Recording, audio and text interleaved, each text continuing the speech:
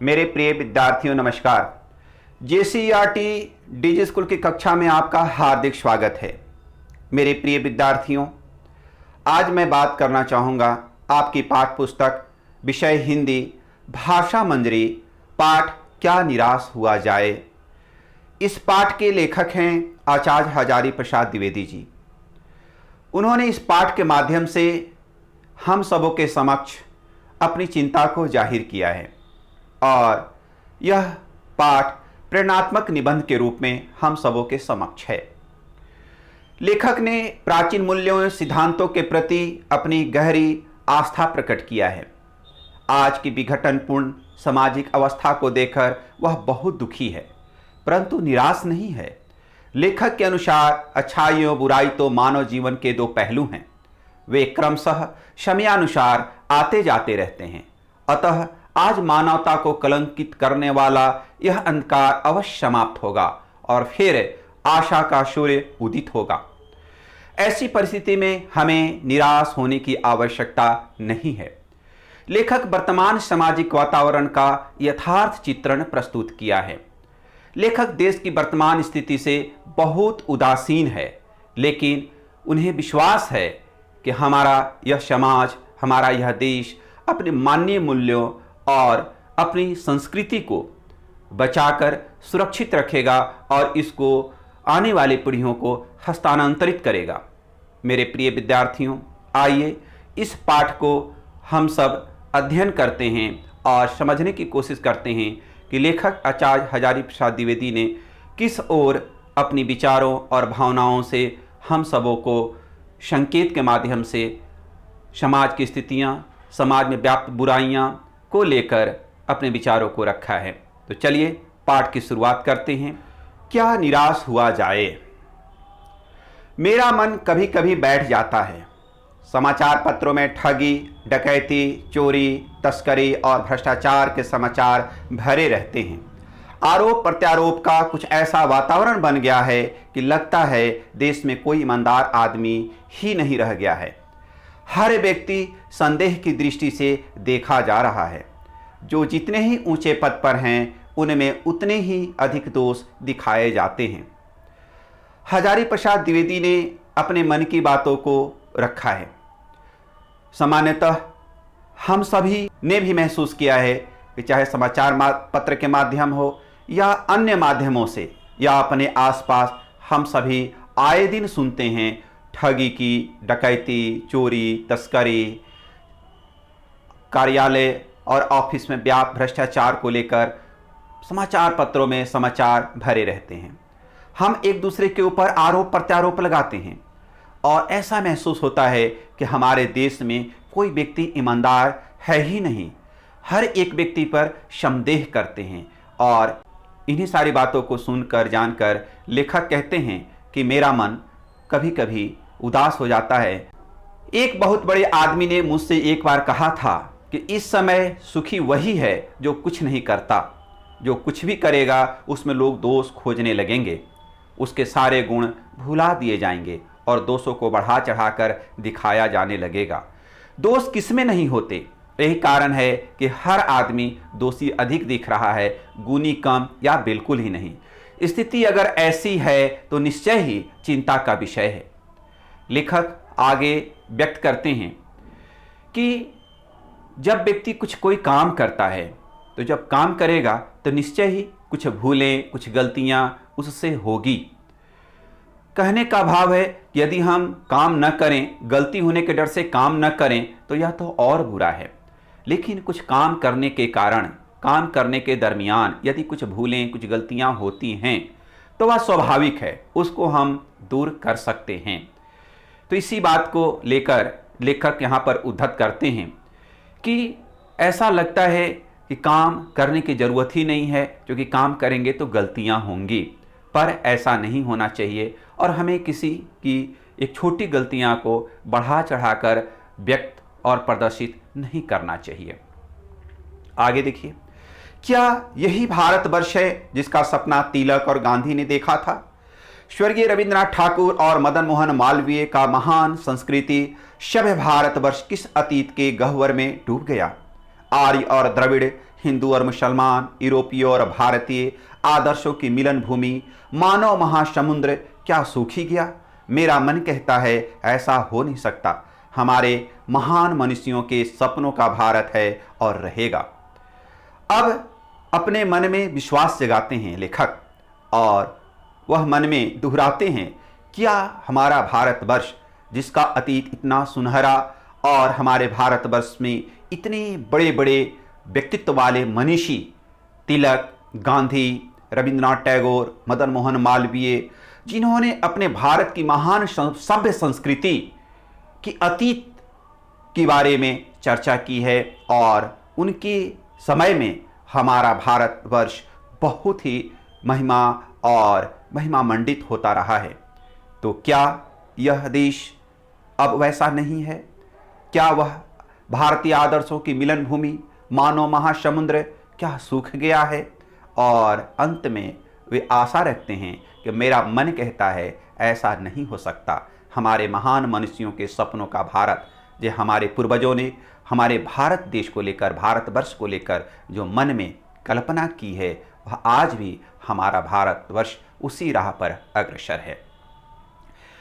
यह सही है कि इन दिनों कुछ ऐसा माहौल बना है कि ईमानदारी से मेहनत करके जीविका चलाने वाले निरीह और भोले भाले श्रमजीवी पीस रहे हैं, और झूठ तथा फरेब का रोजगार करने वाले फल फूल रहे हैं। ईमानदारी को मूर्खता का पर्याय समझा जाने लगा है। सच्चाई केवल भीरू और बेबस लोगों के ही से पड़ी है। ऐसी स्थिति में जीवन के महान मूल्यों के बारे में लोगों की आस्था ही हिलने लगी है। लेखक कहते हैं कि ऐसे समाज में, हमारे देश में ऐसा माहौल बन गया है कि ईमानदारी और मेहनत से कार्य करना ऐसा लगता है कि यह मूर्खों की पहचान हो गई है। क्यों? समाज में जो झूठ और फरेब, जो धोखे करते हैं, ऐसा महसूस होता है कि वही फल फूल रहे हैं, वही आगे संपन्न हो रहे हैं, आगे बढ़ रहे हैं। जबकि ऐसी स्थिति में जीवन के महान मूल्य के बारे में लोगों की आस्था, जब ऐसा लोग देखते हैं, तो जो जीवन के महान मूल्य हैं, सत्य, कर्तव्य, ईमानदारी, दया, वो लगता ऐसा है जैसे यह हिलने लगा है। भारतवर्ष ने कभी भी भौतिक वस्तुओं के संग्रह को बहुत अधिक महत्व नहीं दिया है। उसकी दृष्टि से मनुष्य और भीतर जो महान आंतरिक गुण स्थिर भाव से बैठा हुआ है, वही चरम और परम है। लोभ, मोह, काम, क्रोध आदि विचार मनुष्य में स्वाभाविक रूप से विद्यमान रहते हैं, पर उन्हें प्रधान शक्ति मान लेना और अपने मन तथा बुद्धि को उन्हीं के इशारे पर छोड़ देना बहुत बुरा आचरण है। भारतवर्ष ने कभी भी उन्हें उचित नहीं माना। उन्हें सदा संयम के बंधन से बांधकर रखने का प्रयत्न किया है, परंतु भूख की उपेक्षा नहीं की जा सकती, बीमार के लिए दवा की उपेक्षा नहीं की जा सकती, गुमराह को ठीक रास्ते पर ले जाने के उपायों की उपेक्षा नहीं की जा सकती। लेखक कहते हैं कि हमारा भारतवर्ष, जिसका अतीत बहुत ही गौरवशाली रहा है, प्राचीन समय से ही भौतिक वस्तुओं के संग्रह पर विश्वास नहीं करता है, उसका महत्व नहीं देता है। हमारे यहाँ जो मानवीय मूल्य हैं, महान आंतरिक गुण स्थिर भाव में बैठा हुआ है। लेखक बताते हैं कि मानव में स्वाभाविक रूप से कुछ दुर्गुण होते हैं, लेकिन उन दुर्गुणों को हमें प्रधान गुण नहीं मान लेना होता है। हमें वैसे गुणों को जो दुर्गुण की श्रेणी में आते हैं, उनको दबाना होता है और अच्छे गुणों को प्रकाश में लाना होता है, उसे प्रस्फुटित करना होता है, उसे उघाड़ने की जरूरत होती है।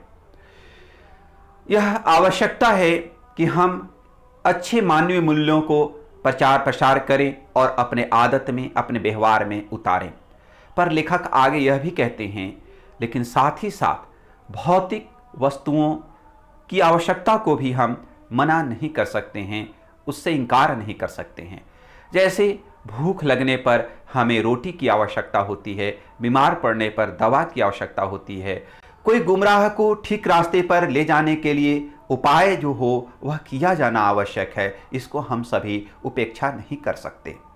आगे देखिए, हुआ यह है कि इस देश के कोटि कोटि दरिद्र जनों की हीन अवस्था को दूर करने के लिए ऐसे अनेक कायदे कानून बनाए गए हैं। जो कृषि, उद्योग, वाणिज्य, शिक्षा और स्वास्थ्य की स्थिति को अधिक उन्नत और सुचारू बनाने के लक्ष्य से प्रेरित हैं। परंतु जिन लोगों को इन कार्यों में लगना है, उनका मन सब समय पवित्र नहीं होता। प्रायः वे ही लक्ष्य को भूल जाते हैं और अपनी ही सुख सुविधा की ओर ज़्यादा ध्यान देने लगते हैं। हमारे देश में कोटि कोटि दरिद्र जन हैं, कोटि कोटि गरीब अवस्था में हैं और इनके उत्थान के लिए अनेक कायदे कानून बनाए गए हैं, जो कृषि के माध्यम से उद्योग, वाणिज्य, शिक्षा और स्वास्थ्य की स्थिति को अधिक उन्नत और सुचारू बनाने के लक्ष्य से प्रेरित होते हैं। परंतु जिनको जो कार्य और दायित्व दिए हुए हैं, वे हमेशा पवित्र मन से नहीं होते हैं और कभी कभी वे अपने लक्ष्य से भटक जाते हैं। अपनी सुख सुविधा को ज़्यादा से ज़्यादा बढ़ाने में ध्यान देने लगते हैं। अब इन चीज़ों को कैसे माननीय मूल्य, नैतिक जो हमारी नैतिकता होती है, उन चीज़ों के साथ हमें आगे बढ़ाना है। और हमारी भारतीय संस्कृति का जो मूल मंत्र है, सत्य, निष्ठा, ईमानदारी, दूसरों पर दया करना, इन सारे गुणों के साथ हमें अपनी संस्कृति को आगे लेकर चलना है। इन चीज़ों को ही ज़्यादा से ज़्यादा प्रश्रय देना है। भारतवर्ष सदा कानून को धर्म के रूप में देखता आ रहा है। आज एकाएक कानून और धर्म में अंतर कर दिया गया है। धर्म को धोखा नहीं दिया जा सकता, कानून को दिया जा सकता है। यही कारण है कि जो लोग धर्म भीरू हैं, वे कानून की त्रुटियों से लाभ उठाने में संकोच नहीं करते। यहाँ पर इन पंक्तियों के माध्यम से लेखक बताना चाहते हैं कि हमारा भारतवर्ष धर्म को प्राथमिकता देता है। वह इसलिए कि आज धर्म का मतलब है जिसे हम धारण करें, वह चाहे कोई भी धर्म हो सकता है। और हर एक धर्म हमें सिखाता है सत्य मार्ग पर चलना, ईमानदारी बरतना, दूसरों पर दया करना, अन्य जीवों पर दया करना। इन सारे गुणों को समाहित कर धर्म को हम परिभाषित करते हैं। और शायद इस धर्म को मानने वाले कानून को भी बेहतर तरीके से मानते हैं। जिन कानूनों में ऐसा दर्ज है कि यह कार्य अनैतिक है, यह कार्य गलत है, तो धर्म के रूप में ही हम स्वीकार करते हैं और उन कार्यों को करने से मन को मनाते हैं। लेकिन जब धर्म और कानून को अंतर कर दिया जाता है, तब तो कानून को धोखा देने वाले लोग की संख्या बढ़ जाती है। और इसीलिए यहाँ पर लेखक कहते हैं कि कानून की त्रुटियों का लाभ उठाने वाले ऐसे व्यक्तित्व के लोग हैं जो अपने लाभ के लिए वह कुछ भी करने के लिए तैयार हो जाते हैं। अर्थात हमारा जो भारतवर्ष है, जो धर्म और कानून को समान रूप से देखकर चलता है, इन भावनाओं को जब हम लेकर आगे चलेंगे, तब भी हमारी जो संस्कृति है उसका महत्व बना रहेगा। आगे देखते हैं। इस बात के पर्याप्त प्रमाण खोजे जा सकते हैं कि समाज के ऊपरी वर्ग में चाहे जो भी होता रहा हो, भीतर भीतर भारतवर्ष अब भी यह अनुभव कर रहा है कि धर्म कानून से बड़ी चीज है। अब भी सेवा, ईमानदारी, सच्चाई और आध्यात्मिकता के मूल्य बने हुए हैं। वे दब अवश्य गए हैं लेकिन नष्ट नहीं हुए हैं। आज भी वह मनुष्य से प्रेम करता है, महिलाओं का सम्मान करता है, झूठ और चोरी को गलत समझता है, दूसरे को पीड़ा पहुंचाने को पाप समझता है। हर आदमी अपने व्यक्तिगत जीवन में इस बात का अनुभव करता है। समाचार पत्रों में जो भ्रष्टाचार के प्रति इतना आक्रोश है, वह यही साबित करता है कि हम ऐसी चीज़ों को गलत समझते हैं। मेरे प्रिय विद्यार्थियों, लेखक ने इस अनुच्छेद के माध्यम से समझाना चाहा है कि हमारा जो भारतवर्ष है, जो धर्म और कानून दोनों को साथ लेकर चलता है। और जब धर्म की बात हम करते हैं, तो जब धर्म में सेवा, ईमानदारी, सच्चाई और आध्यात्मिकता के मूल्य समाहित हैं और उसको जब हम धारण करते हैं, उसका जब हम पालन करते हैं, तब हमारी संस्कृति, हमारी जो भारतीय संस्कृति है, जिस पर हम गर्व करते हैं, और उसको पालन करने के लिए कानून की ज़रूरत नहीं रह जाती है, क्योंकि हमारे धर्म में भी इतना एक मानवीय मूल्य समाहित है कि जिसके पालन करने पर स्वमेव कानून का पालन भी हो जाता है। समाचार पत्रों में जो भ्रष्टाचार के प्रति जो आक्रोश है, यही साबित करता है कि हम ऐसी चीज़ों को गलत समझते हैं। समाज में उन तत्वों की प्रतिष्ठा कम करना चाहते हैं जो गलत तरीके से धन या मान संग्रह करते हैं। आपने देखा होगा कि गलत तरीके से जो लोग धन को एकत्रित करते हैं, संग्रह करते हैं, उनका सम्मान समाज में नहीं प्राप्त होता है। अर्थात आज भी सत्य, निष्ठा, ईमानदारी, सच्चाई की महत्ता उतना ही है जितना अतीत के समय में विद्यमान था। दोषों का पर्दाफाश करना बुरी बात नहीं है। बुराई यह मालूम होती है कि किसी के आचरण के गलत पक्ष को उद्घाटित करके उसमें रस लिया जाता है। दोषोद्घाटन को एकमात्र कर्तव्य मान लिया जाता है। बुराई में रस लेना बुरी बात है, अच्छाई में उतना ही रस लेकर उजागर न करना और भी बुरी बात है। सैकड़ों घटनाएं ऐसी घटती है जिन्हें उजागर करने से लोकचित्त में अच्छाई के प्रति अच्छी भावना जगती है। लेखक आगे व्यक्त करते हैं कि दोषों का पर्दाफाश करना बुरी बात नहीं है, यानी किसी के अंदर बुराई है तो उसका पर्दाफाश किया जाना चाहिए, लेकिन उस बुराई को प्रदर्शित करने में रस लेना, मजा लेना, यह गलत है। और लेखक आगे भी व्यक्त करते हैं कि यदि किसी की अच्छाई है और उसकी आप चर्चा नहीं करते हैं समाज में, अपने आसपास, तो वह और बुरी बात है। क्योंकि जब किसी के अंदर अच्छाई है, अच्छा व्यक्तित्व का स्वामी है, अच्छा उसका कृत्य है, तो उन चीज़ों का भी ज़्यादा से ज़्यादा लोगों तक प्रसार होना आवश्यक है। लेखक अपना मंतव्य देते हैं और यह सही भी है। हम सबों को इन बिंदुओं पर ध्यान भी रखना होगा। अब लेखक अपने एक जीवन की घटना को पाठ के माध्यम से व्यक्त कर। एक बार रेलवे स्टेशन पर टिकट लेते हुए गलती से मैंने 10 के बजाय 100 रुपए का नोट दिया और मैं जल्दी जल्दी गाड़ी में आकर बैठ गया। थोड़ी देर में टिकट बाबू उन दिनों के सेकेंड क्लास के डिब्बे में हर आदमी का चेहरा पहचानता हुआ उपस्थित हुआ। उसने मुझे पहचान लिया और बड़ी विनम्रता के साथ मेरे हाथ में 90 रुपए रख दिए और बोला, यह बहुत गलती हो गई थी। आपने भी नहीं देखा, मैंने भी नहीं देखा। उसके चेहरे पर विचित्र संतोष की गरिमा थी। मैं चकित रह गया। अपने जीवन की घटना लेखक बताते हैं कि कैसे वो 10 रुपये के बजाय 100 रुपये देकर और टिकट लिया और वहाँ से चल दिए थे। लेकिन जो टिकट बाबू था, उनको खोजते खोजते रेल के डब्बे में उनको शेष 90 रुपये वापस करते हैं। और यह जो छोटी घटना थी, उससे भी चकित हो जाते हैं कि नहीं, हमारे देश में, हमारे समाज में ईमानदारी बची हुई है। आगे उनका क्या भाव है? कैसे कहूं कि दुनिया से सच्चाई और ईमानदारी लुप्त हो गई है। वैसी अनेक अवांछित घटनाएं भी हुई हैं, परंतु यह घटना ठगी और वंचना की अनेक घटनाओं से अधिक शक्तिशाली है। इस घटना को लेकर उनका कहना है कि हम कई बार ठगे जाते होंगे, हमारे साथ अनैतिक कार्य भी हुआ होगा, लेकिन उन घटनाओं के परिप्रेक्ष्य में यह एक छोटी जो घटना जो टिकट बाबू ने अपनी ईमानदारी को दिखाया, हमें बहुत प्रभावित करने वाली होती है और हमारे समाज को राह दिखाने वाली होती है। आगे वो व्यक्त करते हैं, एक बार मैं बस में यात्रा कर रहा था। मेरे साथ मेरी पत्नी और 3 बच्चे भी थे। बस में कुछ खराबी थी, रुक रुक कर चलती थी। गंतव्य से कोई 8 किलोमीटर पहले ही एक निर्जन सुनसान स्थान में बस ने जवाब दे दिया। रात के कोई 10 बजे होंगे। बस में यात्री घबरा गए। कंडक्टर उतर गया और एक साइकिल लेकर चलता बना। लोगों को संदेह हो गया कि हमें धोखा दिया जा रहा है। बस में बैठे लोगों ने तरह तरह की बातें शुरू कर दी। किसी ने कहा, यहाँ डकैती होती है।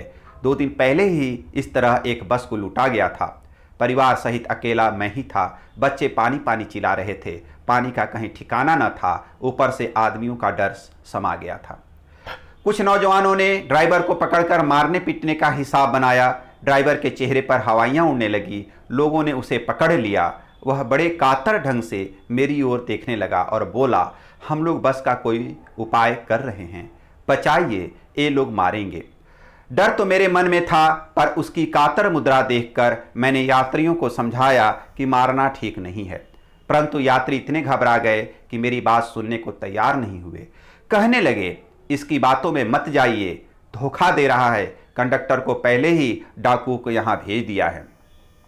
मैं भी बहुत भयभीत था, पर ड्राइवर को किसी तरह मारपीट से बचाया। डेढ़ 2 घंटे बीत गए। मेरे बच्चे भोजन और पानी के लिए व्याकुल थे। मेरी और पत्नी की हालत बुरी थी।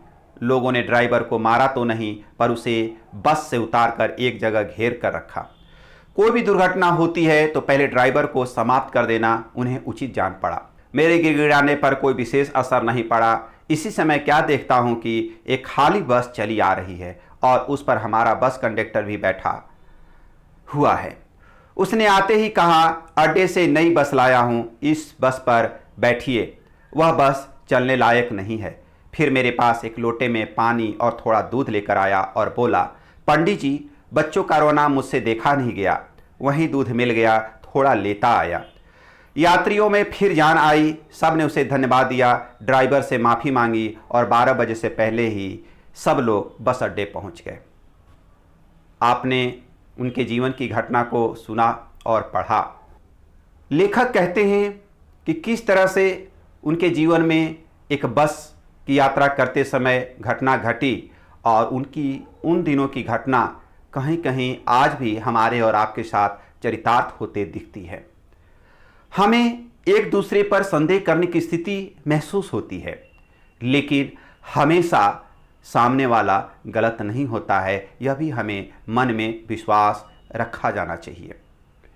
और जिस तरह से लेखक ने व्यक्त किया कि गाड़ी खराब होने के बाद जब कंडक्टर साइकिल लेकर चला जाता है तो मन में लगता है कि कहीं ना कहीं वह गलत लोगों के साथ मिलकर यात्रियों को लूटने का प्रोग्राम बना रहा है, और इसलिए वहाँ उपस्थित ड्राइवर को लोग घेर लेते हैं और उसको मारने पीटने की बात करते हैं।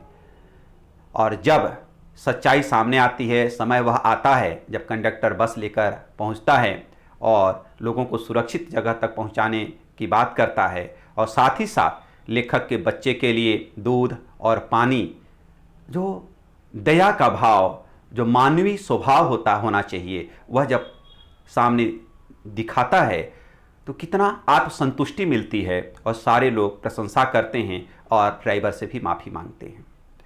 अब लेखक कहते हैं, कैसे कहूँ कि मनुष्यता एकदम समाप्त हो गई, कैसे कहूँ कि लोगों में दया माया रही नहीं गई। जीवन में जाने कितनी ऐसी घटनाएं हुई हैं जिन्हें मैं भूल नहीं सकता। और लेखक आत्मसंतोष व्यक्त करते हैं कि नहीं, हमारे समाज में, हमारे देश में मनुष्यता है, दया है, ईमानदारी है, और वे सभी सद्गुण हैं जिससे हमारी भारतीय संस्कृति हमेशा गौरवान्वित होती रही है और हम उस पर गर्व करते रहे हैं। आगे वो बोलते हैं, ठगा भी गया हूँ, धोखा भी खाया हूँ, परंतु बहुत कम स्थलों पर विश्वासघात नाम की चीज़ें मिलती है। केवल उन्हीं बातों का हिसाब रखो जिनमें धोखा खाया है तो जीवन कष्टकर हो जाएगा, परंतु ऐसी घटनाएं भी बहुत कम नहीं हैं जब लोगों ने अकारण सहायता की है, निराश मन को ढाढ़स दिया है और हिम्मत बधाई है। कविवर रविंद्रनाथ ठाकुर ने अपने प्रार्थना गीत में भगवान से प्रार्थना की थी कि संसार में केवल नुकसान ही उठाना पड़े, धोखा ही खाना पड़े, तो ऐसे अवसरों पर भी हे प्रभु मुझे ऐसी शक्ति दो कि मैं तुम्हारे ऊपर संदेह न करूं। लेखक रविंद्रनाथ टैगोर की बातों को उद्धत करते हैं और कहते हैं कि रविंद्रनाथ ने अपनी प्रार्थना में कहा, यदि मैं बार बार धोखा भी खा लूँ, बार बार ठगा भी जाऊँ, फिर भी हे प्रभु मैं कभी भी मुझे इतना ताकत दो कि मैं तुम्हारे ऊपर संदेह न करूं। अर्थात ईश्वर ने जो हमें सद्गुण दिए हैं, मानवता का, एक दूसरे के ऊपर दया करने का, सत्य निष्ठा का जीवन यापन करने का, इन सारी बातों पर मैं संदेह न करूं। रविंद्रनाथ टैगोर ने ऐसी प्रार्थना प्रभु से किया है। मनुष्य की बनाई विधियां गलत नतीजे तक पहुंच रही है तो इन्हें बदलना होगा। वस्तुतः आए दिन इन्हें बदला ही जा रहा है, लेकिन अब भी आशा की ज्योति बुझी नहीं है।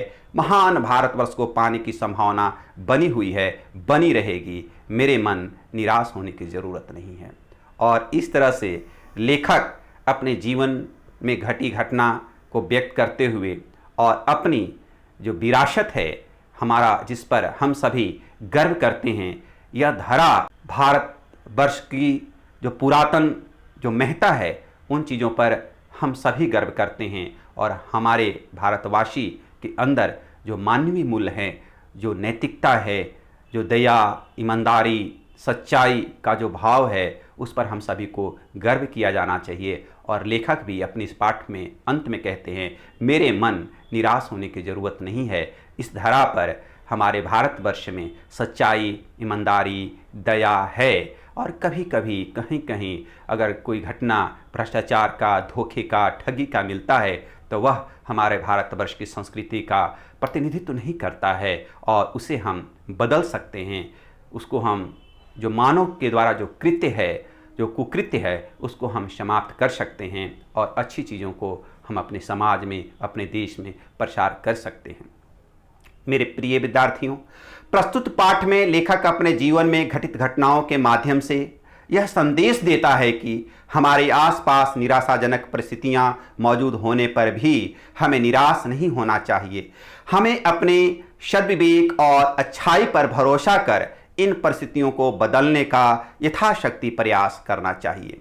मेरे प्रिय विद्यार्थियों, आप सबों से मेरा एक ही बात कहना है, आप भी अपने आसपास ऐसी घटनाओं को व्यक्त करें, अपने नोटबुक में दर्ज करें, जिससे आपको आत्मसंतुष्टि मिला हो, आपको किसी ने मदद किया हो, आपके समक्ष कोई मानवता दिखाई हो, दया आपको मदद की हो। और आपको भी यदि कभी कहीं ऐसा मौका मिला है तो अपने कृत्यों के बारे में चर्चा करें और उन चीज़ों को जो हमारे समाज में हमें निराशा प्रदान करती है, चाहे वह भ्रष्टाचार की हो, ठगी की हो, धोखे की हो, उन चीज़ों को कैसे हम आपस में मिलकर समाप्त करें, इन चीज़ों पर हम सबों को ध्यान देने की आवश्यकता है। अपने कृत्यों से हमें अच्छी चीज़ों को ज़्यादा से ज़्यादा लोगों तक पहुंचाना है और अपनी जो विरासत है, अपनी जो संस्कृति की महत्ता है, उन चीज़ों पर गर्व करते हुए उन चीज़ों का ही वाहक के रूप में हमें आगे बढ़ना है। मेरे प्रिय विद्यार्थियों, आप सब इस पाठ को दोहराएंगे और साथ ही साथ अच्छे कार्यों की चर्चा करेंगे। जो लोग आपके आसपास अच्छे कार्य करते हैं उनकी प्रशंसा भी करनी है और उनकी बातों को नोटबुक में दर्ज कर अपने दोस्तों के साथ साझा करनी है, अपने घर में बड़े बुजुर्गों के साथ भी साझा करनी है। मैं दोबारा मिलूँगा आपके इस पाठ के अभ्यास प्रश्न के साथ। तब तक आप अपना ख्याल रखेंगे। धन्यवाद।